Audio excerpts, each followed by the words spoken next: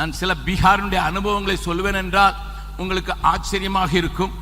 அப்படிப்பட்டவர்களையும் ஆண்டவர் எப்படி ஊழியத்தில் உபயோகப்படுத்துவதற்கு எங்களை கொண்டு அவர்களுக்கு கற்றுக் கொடுத்து அவங்களை போஷித்தார் என்பதற்கு நான் 2 பேருடைய உதாரணத்தை வேகமாக சொல்லிவிடுகிறேன்.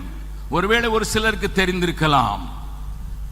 திடீரென்று நாங்கள் 3 நாட்கள் ஒரு தோட்டத்திலே போய் உபவாசம் பண்ணி ஜெபிக்கும் போது அங்கே இருந்த முழுவதுமாக ஆண்டவருக்குள் வந்து பைபிள் படித்து கொடுக்கப்பட்டு கொண்டிருந்த ஒரு மாணவனை நான் போய் கொஞ்சம்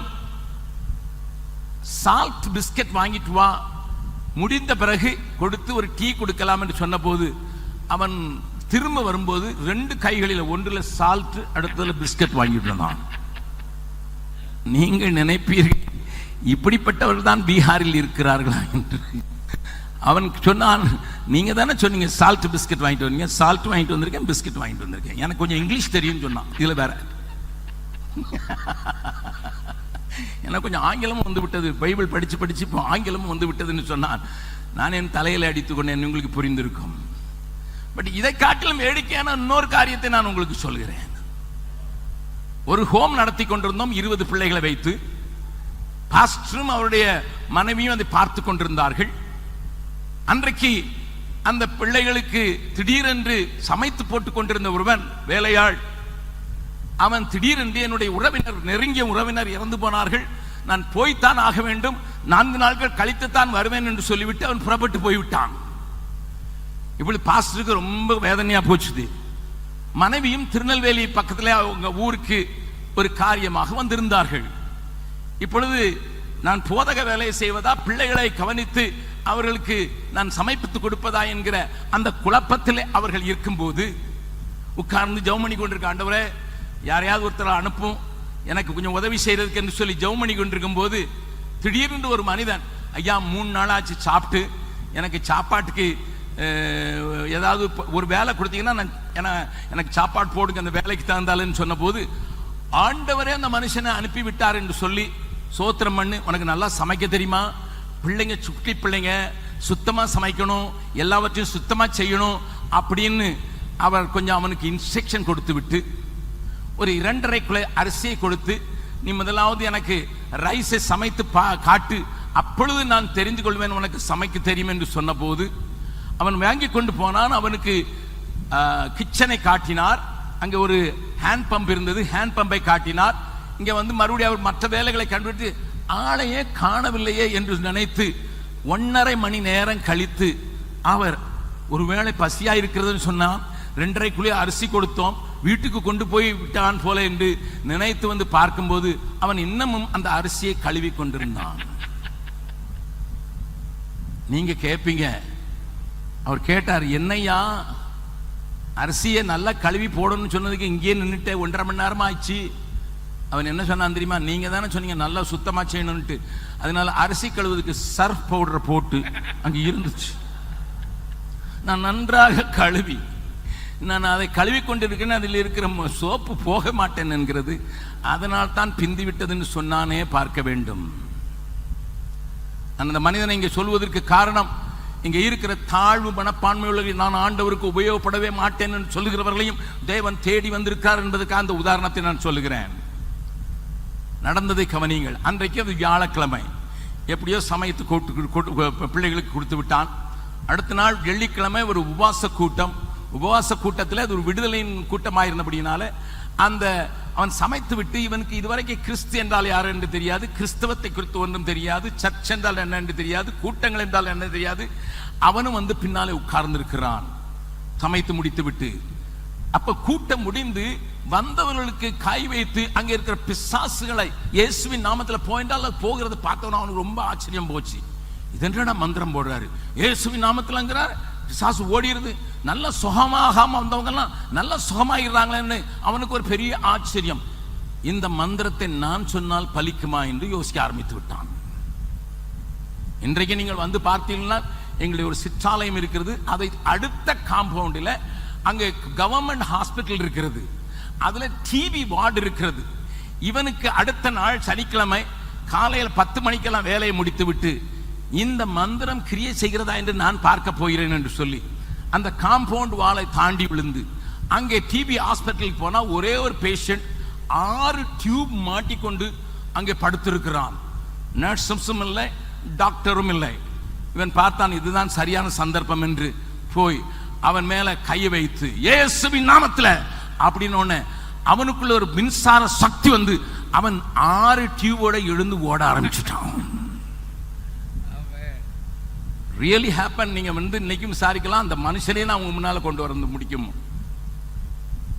ஆண்டவர் அவனுடைய காரியத்தை கண்ட ஒரு சின்ன இயேசுவின் நாமத்தை சொன்னாலே காரியங்கள் நடக்கிறது என்பதை அவன் அறிந்து கொண்டான் என்று சொல்லி அவனை உட்கார வைத்து 4 நாட்களே அந்த சமையல்காரர் வந்த போது இவனை உட்கார வைத்து இயேசுக்குள் வழி நடத்தி பின்னதாக நம்முடைய வேதாகம கல்லூரியிலே அவனை படிக்க வைத்து அவனை ஊழியக்காரனாக்கின போது இன்றைக்கு 6 சபைகளை ஸ்தாபிக்கக்கூடிய ஒரு வல்ல பாத்திரமாக மாறிவிட்டான். ஹல்லேலூயா.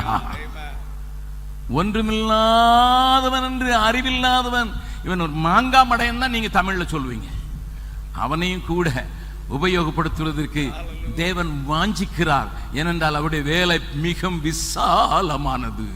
பெரிய வேலையை செய்து முடிப்பதற்கு அவருக்கு மனப்பூர்வமாய் தங்களை ஒப்புக் கொடுத்து ஆண்டவரை மாத்திரம் சார்ந்திருக்கிற ஒரு சின்ன கூட்டம் வேண்டும் என்று இன்றைக்கும் ஆண்டவர் அலைகிறார் என்பதை நான் அடிக்கடி இந்த பாடலுடைய இந்த கவியை பாடுவது வழக்கம். என்னுடைய வாழ்க்கையை கம்பேர் பண்ணி மற்றோடைய வாழ்க்கையை கம்பேர் பண்ணி நான் பாடுவது வழக்கம். குறைவுள்ளோனானாலும் கூடவே இருக்கின்றீ, நிறைவாம் பள்ளத்தாக்கில் மெதுவாக நடத்துகிறீ, இறைவனாம் இயேசு எல்லாவற்றாலும் திருப்தி ஆக்குகிறீ, திருப்தி ஆக்குகிறீ. ஓஹோ இயேசு உமதன்பு எத்தனை பெரியது, ஆகாயம் பூமி ஆழி மலைகளுக்கெல்லாம் பெரியது, ஆகாயம் பூமி ஆழி மலைகளுக்கெல்லாம் பெரியது. ஓ இயேசு உமதன்பு தேவனுடைய வீட்டில் சித்தப்படி துதிப்பே, ஏக இதயமுடனே என்றும் அதை மதிப்பே, ஆராதிக்க அருகரம் இயேசு. அல்லேலூயா ஆமென், அல்லேலூயா ஆமென். ஓ இயேசு உமதன்பு எத்தனை பெரியது, ஆகாயம் பூமி ஆழி மலைகளுக்கெல்லாம் பெரியது, ஆகாயம் பூமி ஆழி மலைகளுக்கெல்லாம் பெரியது. எத்தனை குறையுள்ளவனானாலும் அவரை மாத்திரம் அறிந்து கொண்டது மாத்திரமல்ல, அவருக்கு அர்ப்பணித்து மனப்பூர்வமாய் தன்னை தருகிற எந்த மனுஷனையும், சகோதரன் வெஸ்லி மேக்ஸ்வெல் சொல்லும்போது சொன்னார், எந்த மனுஷனையும் பிரகாசிப்பிக்கிற மெய்யான ஒளியாம் அவர். இங்க வந்திருக்கிற ஒருவர் கூட அதிலே தப்பினவர்கள் அல்ல. இந்த நான் சொன்ன அந்த பீகார் மனிதனை போல ஒருவேளை அத்தனையான அறிவில்லாமல் யாரும் இங்கே இல்லை. ஆண்டவர் உங்களையும் தன்னுடைய திட்டத்தோடு இணைத்து எப்படியாயிலும் ஒரு பரிசுத்த ஸ்தலத்தை இந்த பூமியில ஒரு வாசம் பண்ணுவதற்கு உண்டாக்குவதற்கு தேவன் உங்களை தெரிந்து கொண்டிருக்கிறார் என்பதை மறந்து போகாதீர்கள்.